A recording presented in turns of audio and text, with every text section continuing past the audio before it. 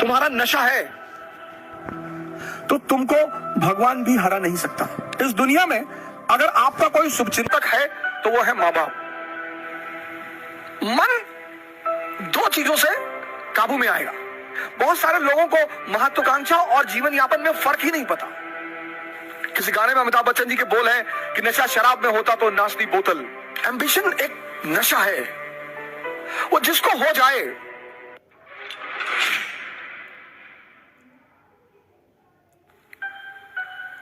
अगर तुम्हारा सपना तुम्हारा नशा है तो तुमको भगवान भी हरा नहीं सकता।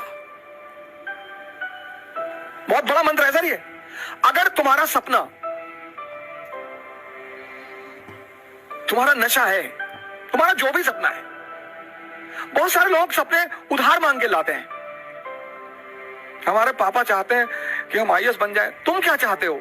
नहीं, हम तो बैंक में भी काम कर लेंगे। तब तुम नहीं बनोगे, तब तुम नहीं बनोगे, क्योंकि बनना तुम्हें और वो तुम्हारा नशा ही नहीं है। जिन चीजों को भी आप समझ लोगे उनसे आप ऊपर उठ जाओगे। ये सबसे बड़ा सूत्र है सर। भागने की कोई आवश्यकता नहीं। जिन जिन चीजों को भारतीय अभिभावकों ने, मां बाप ने दबाने की कोशिश की, आज वही सब चीजें। सेक्स पर बात मत करो, सेक्स पे चर्चा मत करो, सेक्स पर नाम का नाम मत लो। अब देखो सारी क्लास ऑनलाइन चल रही है। बच्चा क्या देख रहा है तुम्हें क्या पता है? अब वो समय है जब आपको बताना पड़ेगा सर, बोलना पड़ेगा। क्योंकि जब भी कोई चीज हम बाहर से सीखते हैं तो बड़ी विकृत रूप में सीखते हैं सर। भारत में एक ग्रंथ है विज्ञान भारोतंत्र, जबरदस्त ग्रंथ है सर। उसी पर आधारित ओशो ने किताब लिखी संभोग से समाधि। उस किताब में सेक्स की कहीं चर्चा ही नहीं है। शंकर जी का बड़ा संबंध रहा नशे से। मैं बड़ा इस मामले को लेकर बड़ा चिंतित रहता था कि यार भगवान का नशे से क्या, ये क्यों धतूरा चढ़ाते हो, उस पर क्यों भांग चढ़ाते हो? सर उसका बड़ा आध्यात्मिक महत्व है। उसका इतना आध्यात्मिक महत्व है कि अगर हमारे देश का आदमी समझ जाए उस बात को, और वो सबके लिए है सर। मन दो चीजों से काबू में आएगा, या तो नशे से या ध्यान से।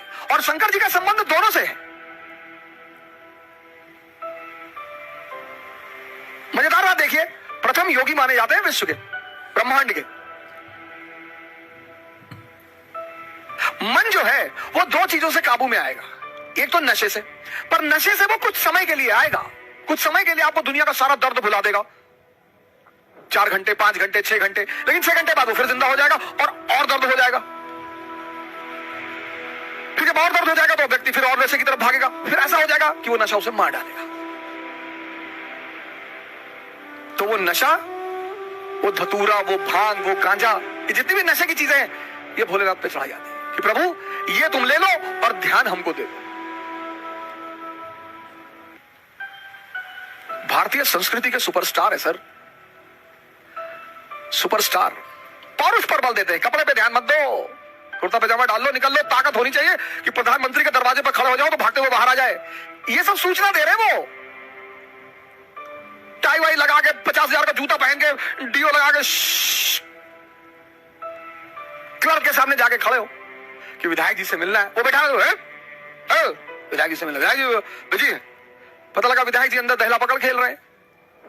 बहुत सारे लोग जीवन यापन के साधन ढूंढ रहे हैं, एम्प्लॉयमेंट के साधन ढूंढ रहे हैं। बहुत सारे लोगों को महत्वाकांक्षा और जीवन यापन में फर्क ही नहीं पता। महत्वाकांक्षा एक नशा है।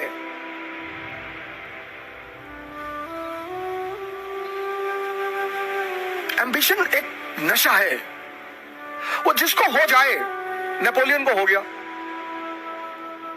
किसी गाने में अमिताभ बच्चन जी के बोल हैं कि नशा शराब में होता तो नाचती बोतल। सब छोटे मोटे नशे हैं सर, बहुत छोटे मोटे नशे।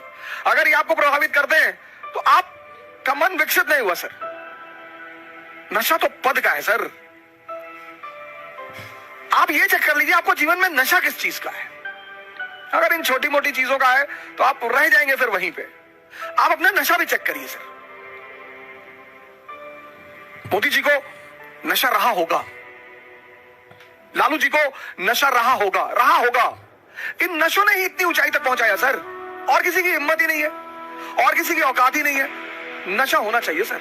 मुलायम सिंह यादव जी इतनी ऊंचाई तक पहुंचे, मायावती जी इतनी ऊंचाई तक पहुंची। किसका राजनीतिक करियर कैसा रहा वो एक अलग चीज है, लेकिन जब भी कोई सामान्य व्यक्ति असामान्य कार्य करता है तो वो नशे में ही रहा होगा। यहां लोग उठ नहीं पाते, या बड़े सारे लोग मेरे पास आते हैं, कहते हैं कि सर सुबह नींद नहीं खुलती। तो कौन कहता है सपने देखने के लिए? जब सपना देखो तो एक चीज चेक करो कि तुम्हारे अंदर उस सपने को लेकर नशा है या नहीं है। समाज का काम है आपको बर्बाद करना और भटकाना, यह समाज का धर्म है। उस समाज में अगर कोई आपको बनाने वाला मिल जाए मां बाप के अतिरिक्त, तो आप बहुत भाग्यशाली हैं।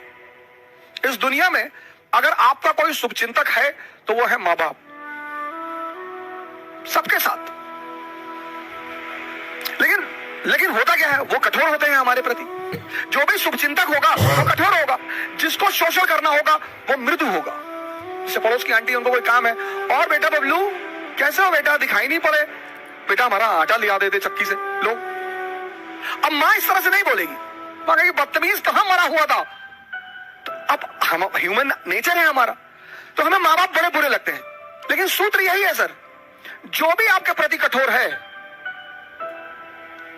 वो आपका भला सोचता है, और जो भी आपके प्रति मृदु है, अच्छा बोलता है, आपकी सिर्फ तारीफ करता है, वो आपके शोषण के फिराक में है। जय हिंद।